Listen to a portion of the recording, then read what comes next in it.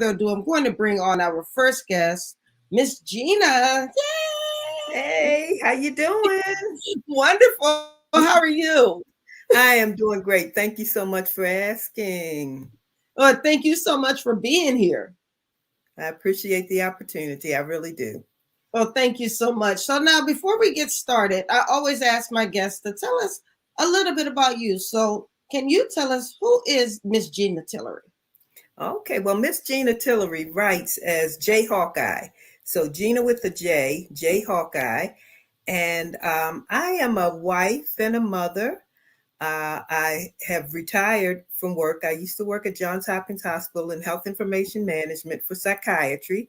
And that's one of the reasons why I was so interested in the field of psychiatry. And my first book, my protagonist is a psychiatrist. Um, but after retiring, I was able to work full time. Before I retired, I used to have to kind of work in my times to write. Oh, I know And that. now I can write at any time. So, and I live in Maryland, and I'm the mother of 5 boys and 1 girl, and they're all grown up. So nobody's at home with me. So, Well, so I first of all, I know that feeling of having a full-time job and still trying to get your writing in. I mean, I went through it the whole time I was in the military. I go through it now. I have a full-time job now. So, can you talk a little bit about what that experience was like trying to balance your day job and your passion? yes, it was quite a challenge when I was younger. I used to write at night, mostly when my children were asleep. And then I took a job working at night for a while, and I used to write then too. I'm not saying I wrote on my job, but I kind of did.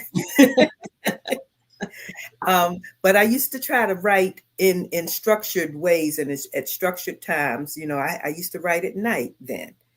Now that I'm retired, schedules are a little harder to maintain because I can do what I want to when I get ready. And I'm kind of used to doing that. So writing has now become a discipline, something that I really have to make myself do Mm. on a regular basis. Before I didn't do that. So that's how it worked out for me. Now you write thrillers. How in the I world do. involved in that? Because sometimes we don't always hear of an author writing their first book about a thriller.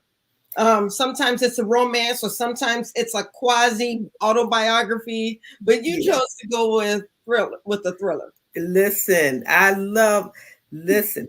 If somebody gets shot or something blows up or there's a car chase, I'm all for it.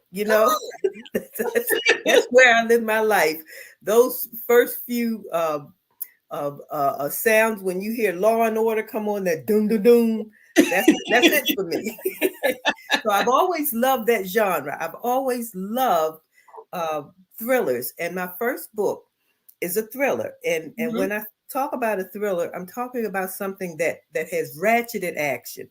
The action just goes up. There's never a time when there's nothing going on. It goes up and then up and then up and then up. And so that's my first book was my first thriller. It is called Elephants and Chopping Blocks, Retain Their Natural Color. And it's about a psychiatrist Oh, who is in search of a serial killer who then begins to target her and her family. She doesn't know why she's being targeted. All she knows is that she needs to protect herself and her family and try to find out what the connection is between mm, her and this killer.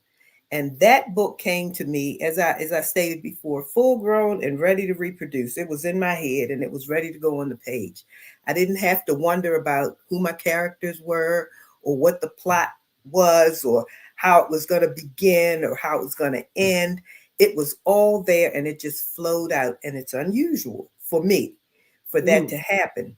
But then the second book, which is the sequel to Elephants and Chopping Blocks, Retain Their Natural Color, called mhm. Catch an Elephant by the Tail, I had to work for that one. I knew where I wanted the story to go, And I Right. wanted it to be as a continuing thriller, but the pace had to ratchet down a little bit because then I had to tell a story.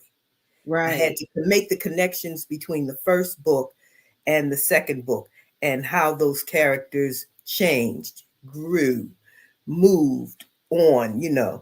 So that's really what my genre is. The genre that I love is the thriller genre. Wow. So, now the names of your books, once again, are Elephants and Chopping Blocks Retain Their Natural Color. Can And I then be so crass as to show you a cover? I was going to ask you anyway.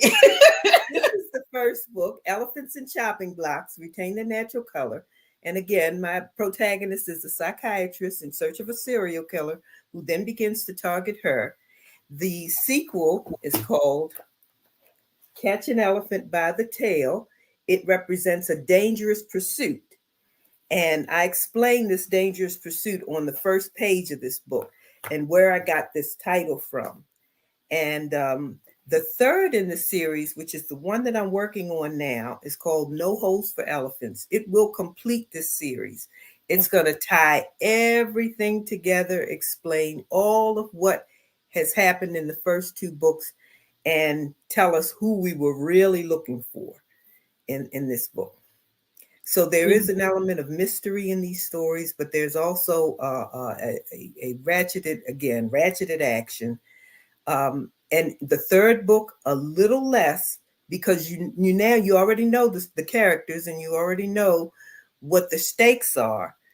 The killer has to become more subtle, so the action becomes a little more subtle, but it's still there because now we're invested in these characters and we can sort of sense the danger before it even happens.